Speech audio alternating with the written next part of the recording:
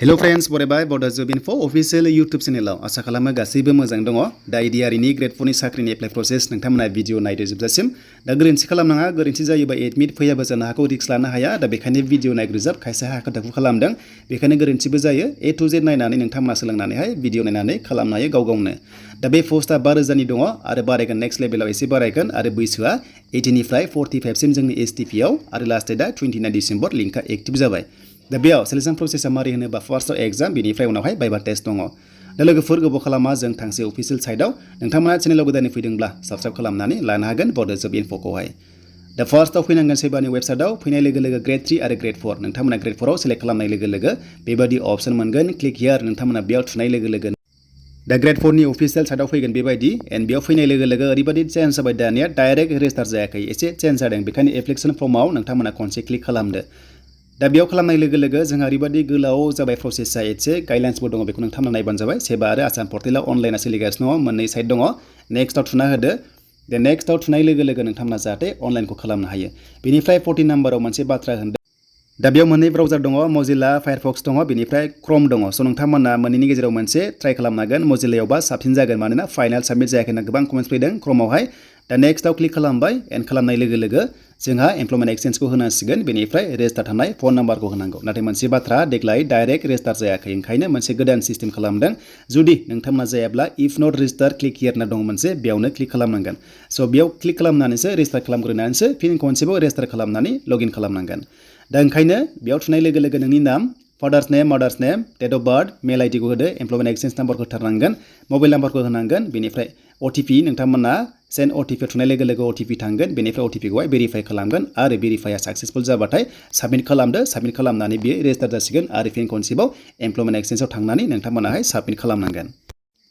स' बिदिब्ला जों बेयाव साबमिट थुनाय लोगो लोगो बेयाव नोंनि नाम ओंखारबाय बेनिफ्राय मा खालामनांगोन नोंथांमोना गाहायाव अपसन मोनगोन बेनो जाबाय ग्रेड 3 आरो ग्रेड 4 आव स' नोंथांमोना अनलाइन खालामो नालाय राइट साइडआव दङ ग्रेड 4 आ नोंथांमोननि राइट साइडनि ग्रेड 4 आवहाय क्लिक खालामदो क्लिक हियारावहाय स' बेयाव क्लिक खालामनाय लोगो लोगो जोंहा गुबुन पेजआव थांसिगोन नेक्स्ट स्टेजआव नोंथांमोना अनलाइन प्रसेसआव थांनो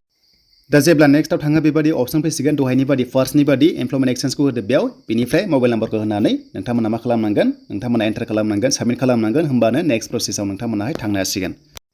दा नेक्स्ट होनाय लोगो लोगो बेबायदि मोनसिगोन नोंथांमोननि अपसन फरायनायनि बेनो जाबाय बेयाव मोजां गोसो होनांगोन जायफ्रा 10 पास खालामबाय HS पास खालामबाय क्लास 8 पास खालामबाय दा फार्स्टनि पस्टआ ओरैबायदि होनदों पस्ट टाइपआव नोंथांमोना सेलेक्ट खालामनांगोन येस न' दा जायफ्रा 10 पास खालामबाय नोंथांमोना बेयाव येस होनांगोन अके जुदि 10 पास नङाबा नोंथांमोना न' होनांगोन दा खायसे केन्डिडेटआ ओरैबायदि थागोन खायसेया 8 पासल' दङ अब्ला नोंथांमोना न' होनांगोन जुदि 10 पास बासो बेयाव येस होनांगोन स' बेखायनो जायफ्रा 10 पास HS पास नोंथांमोना बेवहाय येस होदो अके येस होबाय एन्ड सेकेन्ड अपसन फैबाय दानिया बेनो जाबाय जायफ्रा 10 पास खालामनानै IHI दङनो अब्ला नोंथांमोना येस होनांगोन जुदि नोंना IHI गैयाब्ला नोङो न' होनांगोन दा ओरैबायदि केन्डिडेट थागोन क्लास 8 पास फरायनानै IHI थानाय जानांगोन अब्ला नोंथांमोना मोनगोन नामा स' बेयाव मोननाय नङा नोंथांमोना 10 पास खालामनानै IHI थानांगोन होमबासो येस जागोन जुदि गैयाबा नोंथांमोना न' होदो बेखौहाय एन्ड 3 आव फैबाय बेनो जाबाय नोंथांमोननि क्लास 8 पास जायफ्रानोखि क्लास 8 ल' फरायदों नोंथांमोना बेयाव येस होनांगोन जुदि नोंथांमोना क्लास 8 ल' फरायदोंबा बेयाव येस होनांगोन बेनिफ्राय ओरैबायदि स्टुडेन्ट्स थागोन जायफ्रा 10 पास खालामबाय HS पास खालामबाय नोंथांमोना 3 नाम्बारावबो सेलेक्ट खालामबानो जाबाय मानोना मोनसे गाइडलाइन्स दंखायो क्लास 8 निफ्राय HS लेभेलसिमल' बे ग्रेड 4 आव हायो स' बेखायनो नोंथांमोना बेखौ सेलेक्ट खालाम डाबल चान्स नोंथांमोना एन्ड बेनिफ्राय डिग्री पास नामा बेयाव येस न' अपसन दङ नोंथांमोना HS पास बा नोंथांमोना ओरैबायदि बेयाव होनांगोन जे डिग्री पास नङा बेखायनो न' होनांगोन जुदि येस होयोबा नोंथांमोना बेयाव नट इलिजिबल जागोन स' बेखायनो क्लास 8 निफ्राय HS पासल' बे पस्टआव इलिजिबल स' बेखायनो नोंथांमोनाहाय बेयाव न' होनांगोन स' बेनिफ्राय फैबाय दाना डिटेल्स दा फार्स्टआव हाबा जानायफ्रा गाव गावनि हौवानि हिन्जाव नामखौ होदो बेनिफ्राय जेन्डारखौ सेलेक्ट खालामदो बेनिफ्राय नोंथांमोना कास्टखौ सेलेक्ट खालामदो केटेगरियाव STP आव होबानो जाबाय बेयाव एन्ड बेनिफ्राय नोंथांमोना डिसेबिलिटि पार्सनाव येस न' होबानो जाबाय सेलेक्ट खालामनानै नंगौबा येस नङाबा न' रिलिजनखौ नोंथांमोना सेलेक्ट खालामदो बेनिफ्राय एक्स सार्भिसमेन नोंथांमोना न' होबाय एन्ड बेनिफ्राय नेशनेलिटि थाखाबाय बेनिफ्राय नोंथांमोननि आधार कार्ड नाम्बार नांथारगोन आधार कार्ड नाम्बार गैयाबा नोंथांमोना बेयाव फाइनाल साबमिट खालामनो हानाय नङा बेनिफ्राय फैबाय एड्रेसआव एड्रेस 1 आव नोंथांमोननि गामिखौ होदो सेकेन्डआव नोंथांमोननि पस्ट अफिसखौ होनो हासिगोन थार्डआव नोंथांमोननि तहसिल एबा मौजाखौ होनो हासिगोन एन्ड सिटिआव नोंथांमोना गामिखौ होबानो जाबाय स' बेनिफ्राय पुलिस स्टेसन नोंथांमोना होदो बेनिफ्राय पिन क'डखौ होदो डिस्ट्रिक्टखौ नोंथांमोना सेलेक्ट खालामदो एड्रेसा सेमबा नोंथांमोना प्रेजेन्ट एड्रेसआव नोंथांमोना होनाय लोगो लोगो गासैबो एड्रेसा सेमानो जागोन कन्टेक्ट नाम्बारा थाखाबाय मेल आइडि थाबाय बेनिफ्राय आधार कार्ड नाम्बारखौ नोंथांमोना फिल खालामथारनांगोन नङाबा साबमिट जानाय नङा अके स' बेखौ नोंथांमोनजों क्लियार खालामबाय and preference of district for examination नोंथांमोना जाहैबाय डिस्ट्रिक्टआवनो एग्जाम होनो टारगेट लानोबा गाव गावनि डिस्ट्रिक्टखौ नोंथांमोना सेलेक्ट खालामनांगोन बेखायनो सेलेक्ट खालामना लादो नङाबा सेलेक्ट खालामाबा नोंथांमोना गोजानाव हैनांगोन आरो प्रब्लेम जानो हागौ स' बेखायनो सेलेक्ट खालामना लादो फार्स्ट प्रिफारेन्स सेकेन्ड प्रिफारेन्स नोंथांमोना खाथि खालानि डिस्ट्रिक्टखौ सेलेक्ट खालामना लाबानो जाबाय जेराव नोंथाङा इन्टारेस्टेड दङ बेयावनो एग्जामखौ नोंथांमोनाहाय हैनो हासिगोन स' दानिया फैबाय नोंथांमोननि फरायनाय एबा क्वालिफिकेसननि आपडेट स्ट्रिमनि सायाव मार्क्सनि सायाव आरो टटेल बेनिफ्राय पार्सेन्ट नोंथांमोननि इयार अफ पासिं रल नाम्बार्स बेनिफ्राय स्कुल कलेज दा फार्स्टआव ओरैबायदि अपसन दङ नोंथांमोना मोनदों क्लास 8 पास जायफ्रानोखि क्लास 8 सिम फरायबाय पास खालामबाय नोंथांमोना टटेल मार्क्सखौ बेसेबां दङमोन 600 थायो हाई स्कुलाव हमना ला बेनिफ्राय मार्क्स अफ 10आव बेसेबां मोनदों 600 नि गेजेराव बेखौ होदो बेनिफ्राय पार्सेन्टखौ बेयाव होदो नोंनिखौहाय बेसेबां जादों बेनिफ्राय इयार अफ पासिं माब्ला पास खालामदों क्लास 8खौ बाव होदो बेनिफ्राय रल नाम्बारखौ नोंथांमोना क्लासनि रल नाम्बारखौ होदो बेनिफ्राय स्कुल नामखौ बाव होदो बेनिफ्राय नोंथांमोना बबे डिस्ट्रिक्टआव फरायदोंमोन क्लास 8 पासखौ एबा 10 पासखौ नोंथांमोना बेयाव मोनदों स' बेयाव नोंथांमोना होनानै नोंथांमोना होनांसिगोन अके होमबासो जागोन बेनिफ्राय मार्कसिट नाम्बारखौ नोंथांमोना फिन खनसेबाव बेयाव नोंथांमोना फिलआप खालामनांगोन बक्सआव होमबासो एक्सेप्ट जागोन बा साबमिट जागोन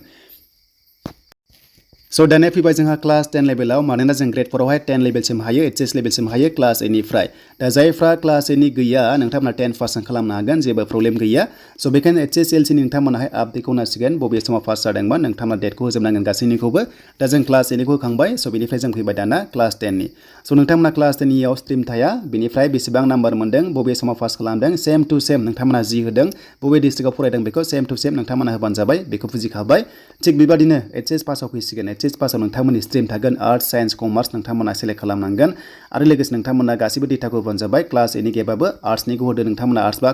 कमार्स साइन्स बा साइन्स होदो नोंथांमोननि सायावसै बेनिफ्राय गासैबो पार्सेन्ट मार्क्स नोंथांमोना बबे समाव पास खालामदोंमोन बेखौबो नोंथांमोना फिल खालामजोबदो होमबासो जागोन